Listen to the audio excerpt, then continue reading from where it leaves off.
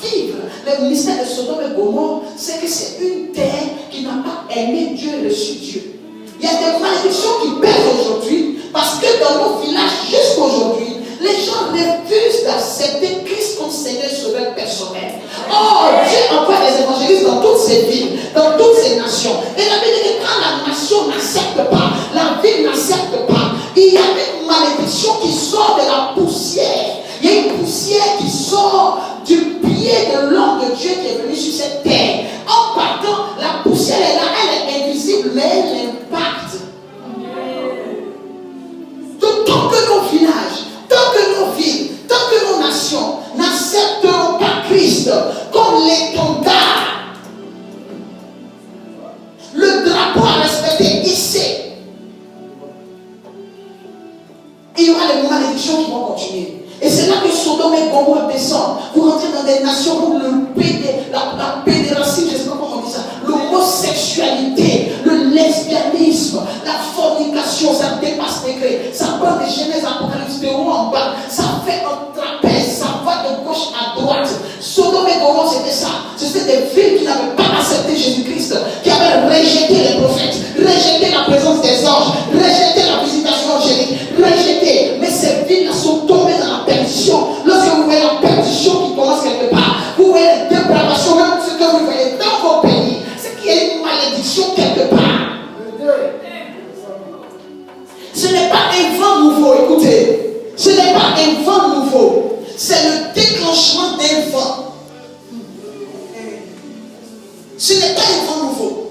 C'est le déclenchement d'un vent qui est passé. C'est la suite de quelque chose que vous traversez même aujourd'hui. Acceptez Jésus-Christ. Répandez-vous. Répandez-vous. Car le royaume des cieux est proche. Répandez-vous. Je fais l'œuvre de l'évangéliste ce soir. Répandons-nous. Aujourd'hui, nos nations sont devenues Sodome et Gomorrhe. Nos villes sont devenues Sodome et Gomorrhe. La honte, l'humiliation, les abominations sont tombées. Des hôtels sont érigés pour les forces des ténèbres. L'aveuglement a frappé. Répandons-nous. Est-ce que les hommes de Dieu ne sont pas passés? Est-ce qu'ils n'ont pas parlé? Est-ce qu'ils n'ont pas été reçus? Est-ce qu'ils ont été reçus comme il faut? Lorsqu'un homme de Dieu est reçu, ce n'est pas le faire dans ton salon. C'est après son départ qu'on voit les signes de ta réception. Alléluia. Et lorsque je parle de cette malédiction cachée à la terre, c'est pour te justifier bibliquement qu'une nation, une ville, un village qui n'a pas Jésus-Christ pour maître, qui n'a pas tout abandonné, tout jeté, jeté les idoles, jeté les fétiches, jeté les choses mystiques pour que la fondation change, pour que les fondements soient bâtis, pour qu'il y ait une nouvelle fondation, pour qu'il y ait une restauration. Vous allez constater que tous les membres de ces villages-là, les membres de ces villes vont commencer à avoir une marque qui les suit, même si ces personnes ne sont pas dans la Bible. Alors si ta famille maternelle comme paternelle n'a pas accepté, le village n'a pas accepté, tous n'ont pas accepté, et alors que Dieu a besoin d'eux, tu vas constater dans ta vie, commencer à voir la malédiction qui accompagne. Et tu peux être issu d'une famille qui a chaque esprit qui l'adore, des idoles. Chaque esprit adoré, ils ne te respecteront jamais en disant qu'ils vont retirer ton nom. Parce que même dans ton histoire de Jésus, même ils voient ça comme du mirage. Quelqu'un a dit ça un jour. Mais un jour, vous allez voir que Jésus, ce n'est pas le mirage. Ils vont voir ton Jésus comme du mirage. Donc, même quand ils vont à la réunion, puisque officiellement, tu n'as pas déclaré tes biens pour dire que je ne suis plus au milieu de vous, ou même si tu les as déclarés sans puissance, parce que la puissance va commencer à exercer son pouvoir, lorsque toi tu deviendras fort spirituellement, tu vas avoir la capacité de rentrer dans le monde spirituel ou sortir par la grâce que Dieu te l'a donnée ou par la couverture des mentors. Et maintenant, comment tu vas savoir que tu as le dessus et que ton nom va être effacé de toutes ces réunions ténébreuses, de toutes ces actions d'ignardise? C'est lorsqu'ils vont réunion, ils vont prendre les noms comme ils amènent d'habitude à la rivière, ils amènent sur les montagnes, ils amènent dans les forêts. Mais quand on dit ton nom, il y a le tonnerre. Quand on dit ton nom, il y a le tonnerre. Quand on dit ton nom, il y a le tonnerre. Et ça va maintenant, même si tu as dit physiquement que tu n'es plus dedans, spirituellement c'est vrai. C'est là qu'ils vont constater que toi, ton histoire n'est plus intéressante. Et c'est là que j'ai dit que nous allons mettre les sorciers au chômage. Et c'est là que j'ai dit qu'il y a des forces intérieures qui vont rendre des missions. Il y a des esprits, il y a des membres de famille représentant des forces ténébreuses qu'on va mettre au chômage cette année. Je n'ai pas de la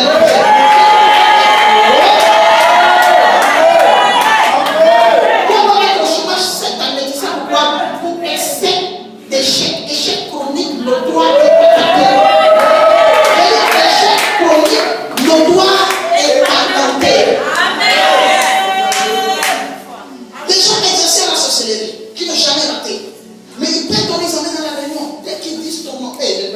le sang de Jésus. Quand on dit Fabet, quand on dit Fabet, tout. Quand on dit Fabet, on dit, mais attends, ça c'est quoi? On travaille, c'est quand je donne des doigts de la tue, c'est que je fais. Puis on tue tout. Mais ça c'est quoi? On fait les 2 et 3 vers 4. Ils ne savent pas que tu as une autre dimension. Quand tu l'as dit c'est fini, lui, c'était fini. Amen. Mais pour que cela puisse te libérer, la loi de la malédiction te libère. Il faut que tu deviennes annonciateur de bonnes nouvelles. Parce que la malédiction, regardez que j'ai appris un la malédiction n'atteint pas celui qui annonce. La Bible dit, voici vous allez dans une ville que vous annoncez l'évangile. Et que les gens ne le soient pas, c'est vous qui secouez la poussière. C'est vous qui changez la nature de la terre. C'est vous qui imposez la gloire de Dieu. Ce que vous imposez, c'est ce qui sera là. Ce que vous allez déclarer.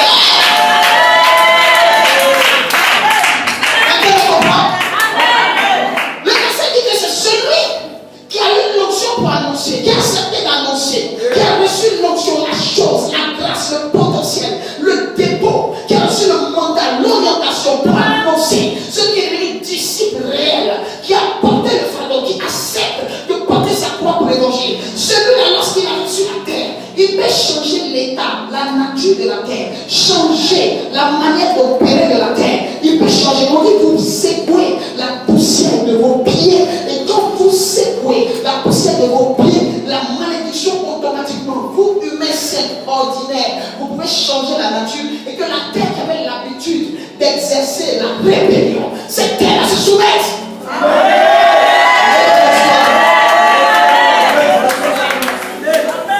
C'est pour ça que vous savez, vous devez aimer l'évangélisation, vous devez aimer la parole de Dieu, vous devez aimer les choses divines, vous devez aimer le service de Dieu, et que Dieu inspire des personnes qui ont l'esprit de conviction, le don des convictions, le don d'impact, afin d'attirer plusieurs à la chose divine, afin d'attirer plusieurs à l'amour des choses de Dieu.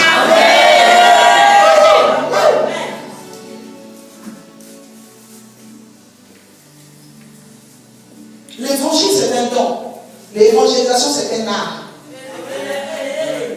L'évangile c'est un don, Dieu nous a donné, mais l'évangélisation c'est tout un art.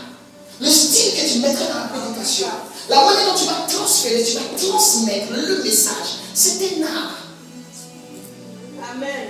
C'est tout un style, c'est toute une vision que tu tailles, tu lui donnes la forme que tu veux. C'est ce que nous faisons aujourd'hui dans notre communauté. Nous donnons une forme à notre vision. Nous décidons que les salles soient comme ça, que les programmes se fassent comme ça, que les chœurs, que la chorale, le groupe musical chante comme ça, que la direction des programmes de prière se fasse comme ça. C'est une forme qu'on taille à la vision. C'est tout un art. Alléluia. Donc tu peux impacter la terre. Tu peux impacter ton côté paternel comme maternel. À partir de ton engagement à la chose de Dieu. L'acceptation de descendre dans les profondeurs. L'acceptation de descendre, j'ai dit dans quoi? Ne reste pas superficiel. Ceux qui opèrent, ceux qui rentrent dans les profondeurs, c'est ceux qui acceptent de descendre dans la citerne. Les frères de Joseph n'ont jamais été descendus dans la citerne, jamais descendus dans la profondeur. Ce qui fait que comme il n'était pas profonde, c'est là toujours qu'on nourrissait. Une personne qui accepte de descendre dans la profondeur, cette personne-là, elle ressort. Tu ne peux pas passer par le mystère du trône sans passer par le mystère de la prison. Sans la profondeur, même Jésus, il est descendu aux enfers avant d'être. Il doit accepter de descendre dans la profondeur. Il y a des choses, si tu veux les renverser, tu dois les maîtriser. Jésus est obligé de descendre aux enfers pour voir mais là-bas, mon jusqu'à ce pour récupérer la clé du séjour des morts. Et des blocs qui ne peuvent pas régler sa clé. Même Jésus avait besoin de la clé du séjour des morts. Il avait besoin de récupérer les clés de l'enfer. Mais les clés de l'enfer étaient dans le séjour des morts. C'est pour cela que je vous ai dit hier que les nuages que vous avez vu, ce n'est pas la météo qui a provoqué le ciel qui s'est obscurci.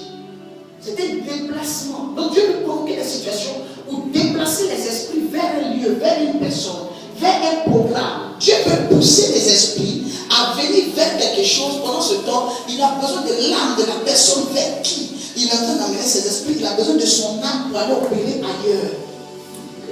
Les démons étaient rentrés à Golgotha, mais Jésus n'était pas à Golgotha. C'était son corps. Il avait déjà dit à Dieu, je remets mon esprit entre tes mains. Regardez, le ciel s'obscurcit. Il avait dit que c'est après la parole que le ciel s'obscurcit. Mais pour les gens, c'est parce qu'il venait de rendre l'âme. Non, c'est parce que l'âme avait commencé à opérer. Il y a des choses qui vont te poursuivre. Tu vas voir que le ciel s'obscurcit sur ta tête. Si tu es un enfant de Dieu qui est engagé dans les choses de Dieu, tu as atteint un certain niveau, il faut comprendre que c'est parce que ton esprit est à une autre dimension. Tout le temps où son esprit était encore en lui, il faisait chaud pour le frapper. C'est quand son esprit est sorti, il a remis son esprit entre les mains du Seigneur. Un mystère encore que je vais élucider pour toi. Lorsque tu es dans la maison de Dieu, mais que tu peux subir des choses sans vouloir rendre ton âme à Dieu, rendre ton esprit à Dieu, laisser Dieu prendre contrôle de ton esprit. Il y a des manifestations atmosphériques et prophétiques que tu ne verras jamais. C'est après que Jésus ait remis son esprit entre les mains de Dieu, il s'est libéré de ça. C'est après cela que quelqu'un a dit certainement cet homme était le Fils de Dieu. C'est quand tu vas donner ton esprit à Dieu entièrement que les gens vont commencer à confesser que certainement cette fille était vraiment chrétienne. Certainement celui de la vie, Dieu l'avait appelé vraiment. Certainement parce que maintenant, donc, tu prends ton esprit, tu mets dans les mains de Dieu, tu ne gères plus ça. Tu n'as plus de jeu de moi. Tu n'as pas de oui, on ne fait pas ça, on ne dit pas ça. Non. Le temps est arrivé où tu dois remettre ton esprit. Parce que toi, il y a des versions qui disent je remets mon âme. Il y a des versions qui disent je remets mon esprit. N'oubliez pas que c'est l'âme qui va en jugement. Tant que toi tu vas pas gérer ton âme, tu vas avoir des problèmes. Tu dois laisser Dieu prendre contrôle de ton âme. Mais pour cela, il faut que tu laisses le Saint-Esprit posséder ton esprit. Quand il pose ton esprit, il opère une oppression ou une mission sur ton âme. Et ton âme commence à transférer des choses à ton corps. Parce que ton corps obéit à ton âme. C'est quand dans ton âme, tu commences à convoiter que ton corps s'excite. Si tu n'as pas convoité dans ton esprit, c'est pour ça que je dis que quand vous avez convoité, vous n'êtes pas commis l'adultère. C'est ce que ça veut dire. C'est pour ça que tu dois garder ton âme plus que tout. Tu dois garder ton âme. Ne blague pas avec ça. Apprends ton âme à faire de bonnes choses. Éduque ton âme. Éduque-la. Impose à ton âme des choses. Vous voyez des gens qui se lèvent dans le jeu de la prière, c'est vrai, c'est la grâce de Dieu. Mais il y a plusieurs qui ont imposé des choses à leur âme. Je ne peux pas gêner, je ne peux pas prier. Quand il prie un peu si fatigué, il y a un problème d'âme. C'est pour cela que nous sommes des gagneurs d'âme. Gagner l'âme, ce n'est pas seulement envoyer la personne à l'église. Gagner l'âme, c'est permettre que la personne soit le corps à l'église, mais que son âme finisse par obtenir le salut, finisse par obtenir le ciel. Je dis à quelqu'un ce soir, oriente bien ta manière de comprendre ta conversion. Amen. Ça vous fait du bien? C'est bon? Je vais soulever encore un point concernant les problèmes de la terre. Il y a des malédictions qui sont attachées à la vie de plusieurs, qui sortent quelquefois aussi de beaucoup de mensonges. Je parle aujourd'hui aux pères, aux mères. Je parle aujourd'hui aux familles. Vous savez, il y a des lois qui sont établies sur des personnes Des filles, par exemple, je vous donne un exemple simple. Vous pouvez rencontrer une jeune fille, à partir de 12 ans, elle commence à faire des garçons assez forts. Elle est là, c'est une petite fille qui passe de la fille, presque tout le quartier. Sexuellement, je veux dire. On est là, mais la petite fille, elle s'est prostituée, mais la petite fille, la petite fille, a même vérifié l'état de son âme. Je vais parler là au père, je vais parler là aux hommes.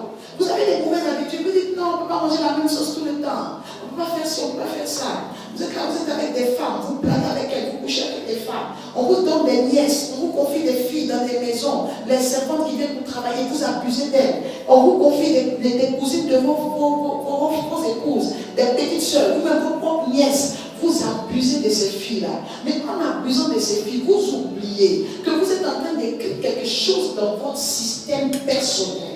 Et toute personne qui sortira de votre système, c'est-à-dire vos enfants de sang, vont finir par utiliser, par être victimes de ce que vous avez sémé. On consomme ce qu'on a sémé. Alléluia. Il y a plusieurs qui rentrent dans des mystères, dans les problèmes de quand la femme enceinte,